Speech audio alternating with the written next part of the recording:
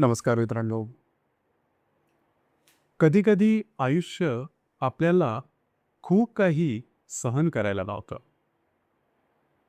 पण त्यानंतर जे मिळतं, ते सगळं बदलून टाकतं. कर्क राशींच्या व्यक्तींना एप्रिल महिना हा तुमच्यासाठी सुटका, समाधान आणि नवीन सुरुवातीचा महिना असणार आहे. कारण गेल्या 4-5 महिन्यांमध्ये आरोग्य, पैसे आणि नातेसंबंध, रिलेशनशिप या तिन्ही गोष्टींमध्ये थोडीशी अडचण, थोडा ताण तुम्ही अनुभवलेला असेल. पण आत्ता त्या सर्वातून तुम्ही बाहेर पडत आहात आणि एप्रिल महिना तुम्हाला एक वेगळाच सुखद अनुभव देणारा ठरणार आहे. कारणही तसंच आहे. कारण या महिन्यामध्ये मंगळ, सूर्य आणि गुरु हे तीनही ग्रह तुमच्या बाजूनी उभे आहे. आरोग्याबद्दल सांगायचं झालं तर गेल्या काही महिन्यामध्ये मेंटल स्ट्रेस, मानसिक तणाव हा थोडा जास्त वाढला होता. तो आता हळूहळू कमी होताना दिसेल. तुमचा मूड बराचसा चांगला दिसून येईल. भावभावनांची आंदोलनं तुमच्या मनात कायमच वाढत असतात. परंतु आत्ता मात्र हळूहळू तुम्ही स्थिरस्थावर नक्की व्हा. थोडं फिरणं वाढेल, ॲक्टिव्हिटी वाढेल आणि जी कामं अडकली होती ती आता पूर्ण होताना दिसते. आणि इथेच एक तुम्हाला नक्की जाणवेल, अरे आता हे सगळं ठीक होऊ लागलंय.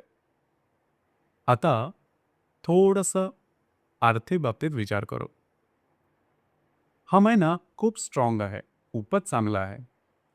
रवी आणि मंगळ तुमच्या भाग्य आणि कर्मस्थानात भ्रमण करत असल्यामुळे जुनी अडकलेली कामं मार्गी लागतील. पैशाचे नवे सोर्सेस मिळतील. उत्पन्नाची नवीन नवीन साधनं तुमच्या समोर येतील आणि ती उत्तमच असतील. या दरम्यान फ्युचर प्लॅनिंगसाठी तुम्हाला चांगल्या संधी मिळतील. पण एक गोष्ट लक्षात ठेवा, फिरणं आणि खर्च या दरम्यान वाढू शकतो. म्हणून थोडंसं स्वतःवर कंट्रोल ठेवणं गरजेचं आहे. आता तुम्हाला हे जास्त काही सांगण्याची गरज नाही, कारण तुमची जी रास आहे ही खर्चाच्या बाबतीत म्हणजे पैसे कुठे, कधी, कसे खर्च करायचं आहे यांचं गणित तुमचं सहसा चुकत नाही.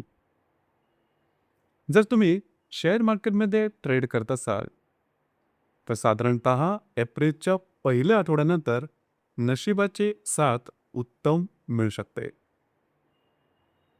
घर आणि नातेसंबंध याबद्दल सांगायचं झालं तर घरातलं वातावरण खूपच चांगलं राहील.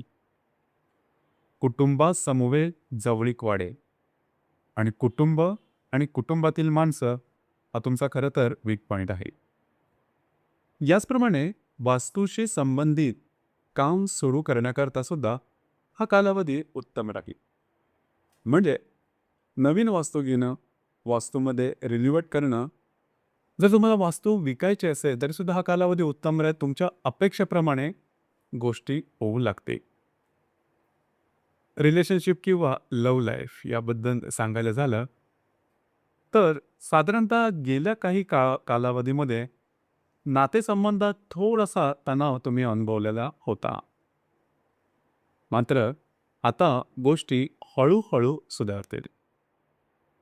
तुम्ही एकत्र वेळ घालवाल आणि नातं पुन्हा जिवंत होईल. जे विद्यार्थी वर्ग आहेत त्यांच्यासाठी सुद्धा हा कालावधी बराचसा पॉझिटिव्ह असणार आहे.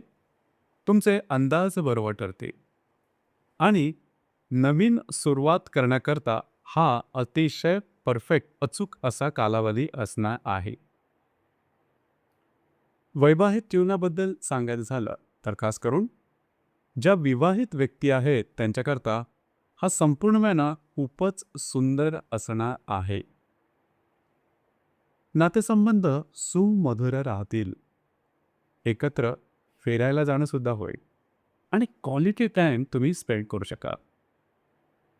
जे तुमचं करिअर किंवा कार्यक्षेत्र याबद्दल सांगायचं झालं तर तुमच्या कामाचं कौतुक होईल.